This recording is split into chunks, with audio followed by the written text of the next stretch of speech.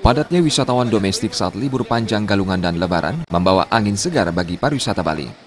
Namun di sisi lain rendahnya kesadaran wisatawan terhadap lingkungan kerap menyisakan persoalan sampah di objek wisata.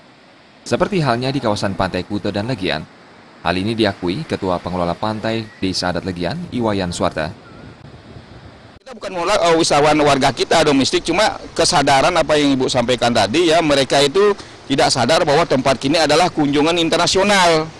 Sehingga mereka itu karena ya maklumlah mahasiswa atau mungkin siswa atau mungkin bapak-bapak ibu ya datang kemari duduk di lounge dan sebagainya, sebenarnya itu kan dikenakan kontribusi oleh pedagang pada saat mereka menikmati di pantai. Tetapi kalau kita punya warga ya orang Indonesia sama ya, mungkin kita tidak sadar tuh habis makan ditaruh sembarang, padahal tong sampah kita sediakan banyak. Nah dulu itu pernah kejadian seperti itu di Pantai Legian ini.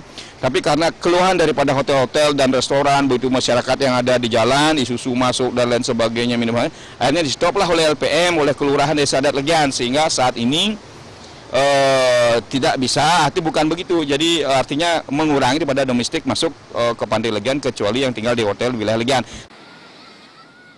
Untuk itu Wayan Suarta menghimbau agar wisatawan domestik bersama-sama turut menjaga kebersihan objek wisata, karena bagaimanapun juga itu milik kita bersama yang patut untuk dijaga.